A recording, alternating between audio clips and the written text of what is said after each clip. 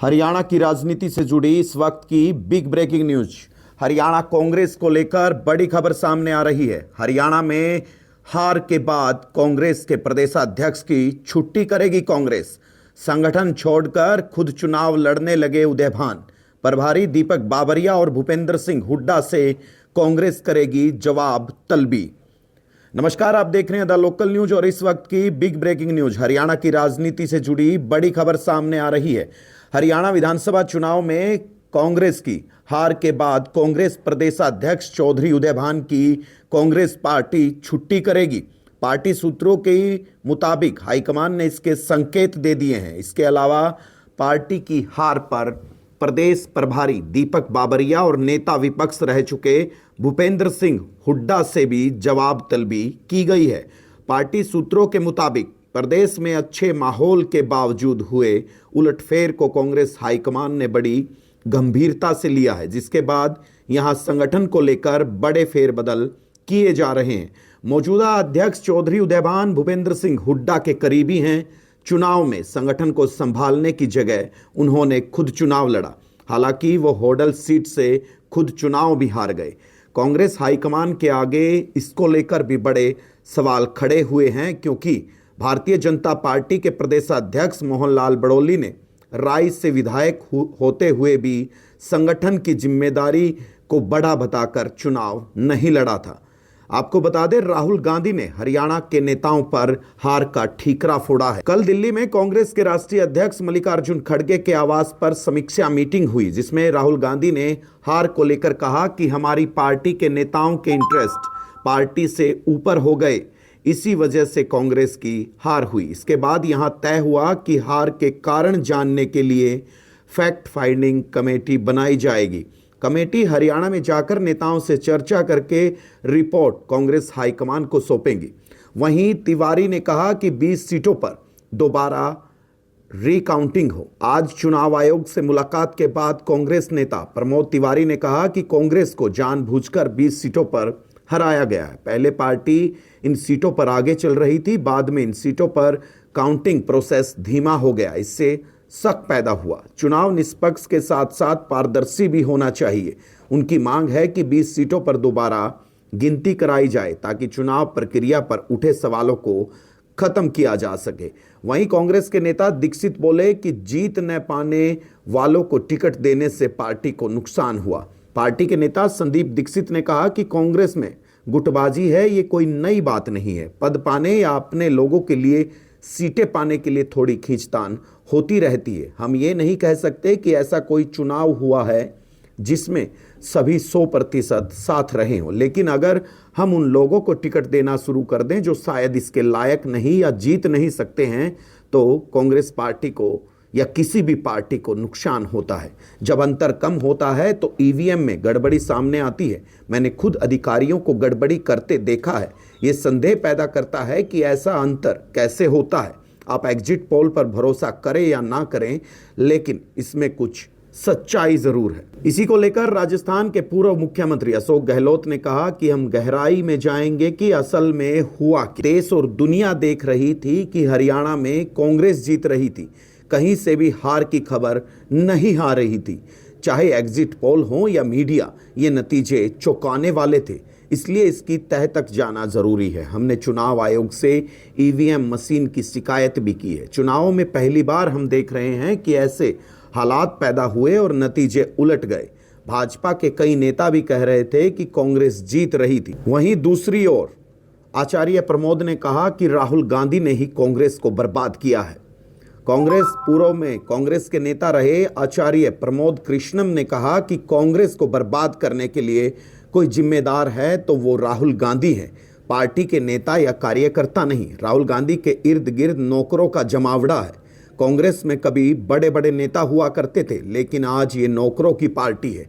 ये नौकर कांग्रेस के बड़े नेताओं का अपमान करते हैं। पिछले 15 सालों से कांग्रेस पार्टी का हर फैसला राहुल गांधी ने लिया है। अब उन्हीं सभी फैसलों की समीक्षा करने का समय आ गया है। मैं कांग्रेस अध्यक्ष मल्लिकार्जुन खड़गे से अनुरोध करता हूं कि वो अपने फैसलों की समीक्षा के लिए पार्टी की कार्य समिति की बैठक बुलाए। दूसरी तरफ आम आदमी पार्टी ने भी कांग्रेस की हार को लेकर एक बड़ा बयान दिया है। आम आदमी पार्टी के नेता और राज्यसभा सांसद संजय सिंह ने कहा कि कई सत्रों पर रणनीतिक चूक हुई और कांग्रेस को इसकी समीक्षा करनी चाहिए। जम्मू कश्मीर में नेशनल कॉन्फ्रेंस और कांग्रेस ने मिलकर चुनाव लड़ा और जीत हासिल की। अगर हरियाणा में भी ऐसा होता, अगर वे आम आदमी पार्टी या समाजवादी पार्टी के साथ गठबंधन करते तो जाट गैर जाट राजनीति भी रोकी जा सकती थी। 17 बागी उम्मीदवारों ने कांग्रेस उम्मीदवारों को हराया तो कांग्रेस कैसे जीतेगी। वहीं इस बात पर बीजेपी ने भी एक बड़ा बयान दिया है। भाजपा के राष्ट्रीय प्रवक्ता शहजाद पूनावाला ने कहा है कि हरियाणा विधानसभाओं में हार की जांच के लिए कांग्रेस द्वारा एक कमेटी गठित करने का उद्देश्य तथ्य खोजना नहीं बल्कि राहुल गांधी को बचाना है और हार के लिए किसी और को दोषी ठहराना है। यह तथ्य खोज समिति कम और राहुल गांधी बचाओ समिति अधिक है। जब से राहुल गांधी ने भारत जोड़ो यात्रा शुरू की है तब से वे 11 चुनाव हार चुके हैं और केवल 2 से 3 जीते हैं, वह भी वैसाखी की मदद से। केसी वेणुगोपाल के टिकट वितरण पर भी सवाल उठाए जा रहे हैं। ये सभी हार के लिए कुमारी शैलजा को दोषी ठहराने की कोशिश कर रहे हैं और कल हुई बैठक में उन्हें बुलाया भी नहीं गया। हमने ये भी सुना है कि कांग्रेस ने दलितों का अपमान किया है और यही कारण है कि वे हरियाणा में हार गए।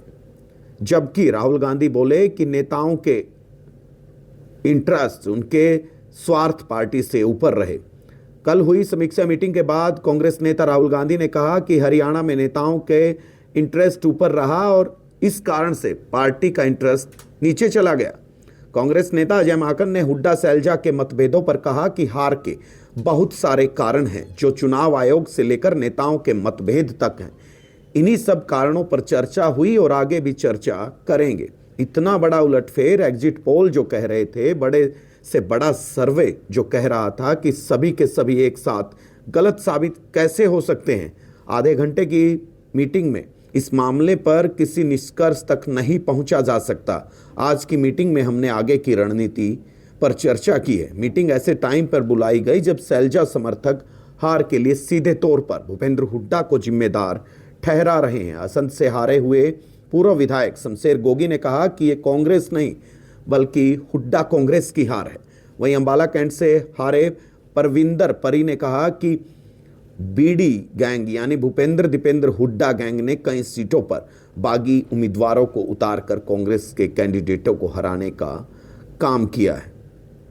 जबकि हुड्डा समर्थक ईवीएम पर ठीकरा फोड़ने में जुटे हुए हैं। भूपेंद्र सिंह हुड्डा के समर्थक हरियाणा में हुई हार का ठीकरा ईवीएम पर फोड़ रहे हैं। उनका दावा है कि प्रदेश में 20 सीटों पर मतगणना में गड़बड़ी हुई है। प्रदेशाध्यक्ष चौधरी उदयभान ने तो ईवीएम हैक करने के भी आरोप लगाए।